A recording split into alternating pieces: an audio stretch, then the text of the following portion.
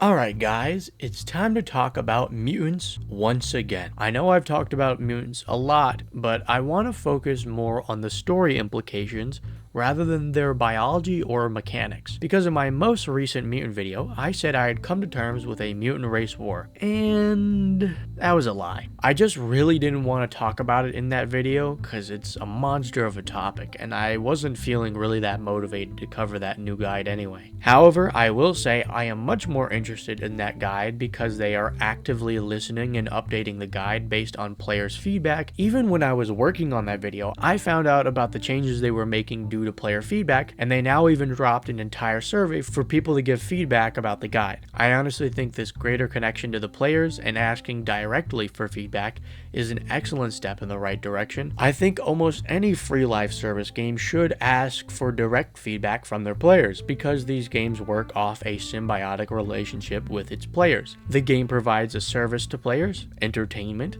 and if the players really enjoy the service, then they can spend their money on the extra/bonus content that should be giving them more entertainment, and allows them to put the money back into the game, adding more content for people to enjoy and spend their money on. Anyway, I love to see it, and I hope to see it more. Maybe a survey at the end of each game asking about the good and bad of the game and what they would like to see in the next game. But back to the topic at hand. Now is the time to talk about mutants. And recently I've kind of had this realization/thought, as long as mutants are just people but different, some sort of divide between them will eventually happen, and will most likely then snowball even without that being the writer's intention. And while I do understand that that's just how it goes sometimes, because racism and separation between people is a forever and ongoing real life thing, and mutants can basically act as an allegory for that so that the topic can be explored in a safe-ish way, which is what they unpurposely did here, I believe that they need to be careful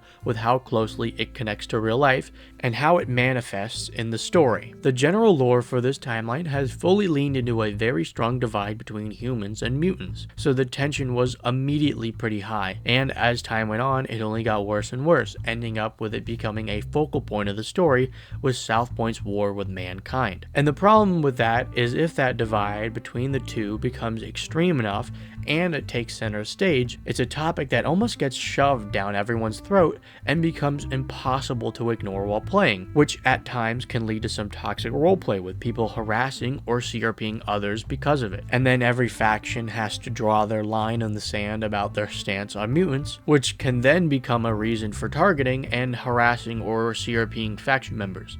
As a coalition member who played in Sunrise City, I would know. Then we look to future games, and whenever mutant racism is a core part of the pre-established lore, then it will most likely always be a topic that needs to be addressed in the story in some way on some level. With it being difficult not to snowball due to the back and forth retaliation, and after so many games, we'll most likely be experiencing very similar story beats. Basically, what I'm trying to say is, how many times can we explore the topic without it falling into its typical overarching patterns and becoming boring? And if we don't want it to take center stage, then how do we keep it from getting out of hand? And honestly, I don't really know the answer because, well, firstly, this is just my prediction for what I've seen in this game and how I believe people and the story will typically behave in the future. However, this is the first time, maybe 4 had different mutants, I couldn't really check, but this is probably the first time we have deviated from regular mutants in a main title game. Not looking at you, Overcast. So this opens up a world of endless options of where to go with mutants in future games.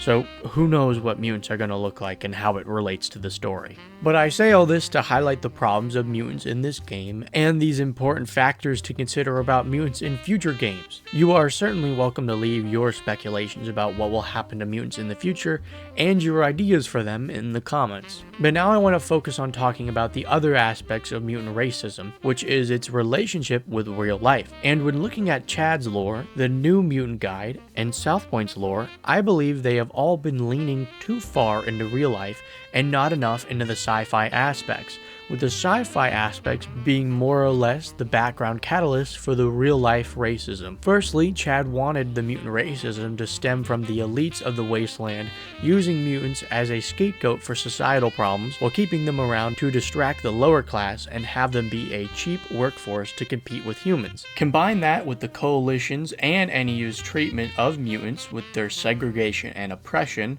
it all shares a lot of similarities to the history and treatment of African Americans in the United States all throughout history. Now, the parallels for Native Americans are almost everywhere. In the newest Mutant Guide, there is mention of forced assimilation and the wiping out of mutant cultures and mutant movements to preserve their cultures, which is very similar to the experience of Native Americans in the United States. However, the Native American parallels go much deeper than just their treatment. They have portrayed mutant cultures and their general history similarly to the stereotypical view of Native Americans from European settlers and the interactions between the two. When looking at South Point's lore, they describe most mutant groups as these unintelligent peoples that live in tribes deep within the woods, with so much talk of civilizing and even savage. Couple that with the feathers and beads customization on almost all of South Point items, and the beads being labeled as spirits' blessings. And then there's the icing on the cake. Take a listen to this video in the main story channel.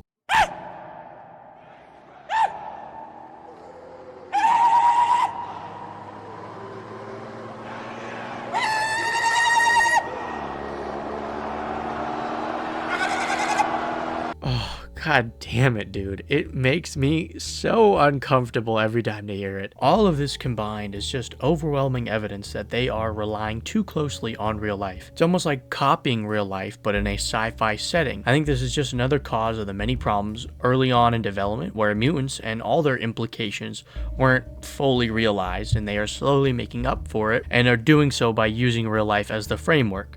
And I think it's just really a shame that mutants haven't gotten their own fully developed and unique identities and are instead leaning on real-life peoples, which I hope is something that will change in future iterations of mutants. And because the mutant racism spiraled into such an extreme state in game, and with it relying too closely on real life, it can allow for this game to be an outlet for people to act out some of their extremely concerning ideologies. I think the fact that the alumni even had to say this as a precautionary thing says it all. To fix this, I believe that in the future, mutants need to have a very clear, immediate threat to them based in their sci-fi elements, so your average role player has justification for their racism out of fear, unlike what we have now, where this fear and panic about them being a danger happened decades ago, and it has just spiraled into what we know now, where the average person is most likely being racist to a mutant because that's the status quo, rather than the fact that they can become a danger. Because oppressing and segregating people for the fact that they could turn into a threat in like a week instead of just outright kicking them out like they did during the Green Purges is silly. Now, I'm not sure how closely the staff team has worked off Chad's vision for mutants. I know at this point that he doesn't really have much involvement with what's going on, so as a hypothetical, if we are looking at this through the lens of Chad's vision, it makes sense why it's not supposed to make logical sense. They are societal scapegoats for the elite, meaning there isn't a real logical justification for keeping mutants around or being racist to them. However, I have never really liked this idea for mutants because it really just doesn't work on the micro level. Following this vision, your average person being racist to a mutant is doing it because, well, just like before, it's the status quo, society says so. Which also means that the true reasoning for the racism can only really be seen and played out through the story. And most people simply won't be able to experience those events firsthand, and would just get informed about them through text walls, which doesn't really create a good trickle-down story, as there is no real way to connect and interact with the story in public RP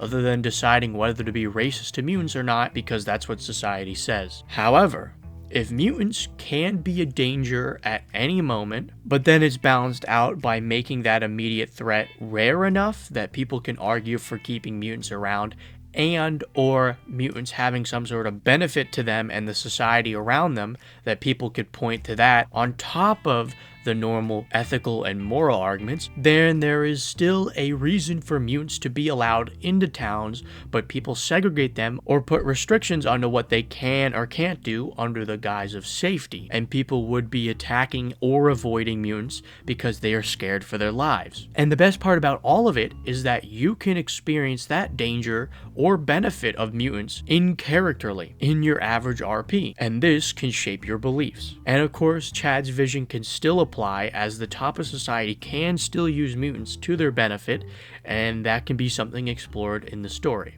And yeah, this was just supposed to be a segment in another video where I talked about the story and the behind the scenes of the story, but I've been just writing and rewriting that script so many times because I wanted to make sense.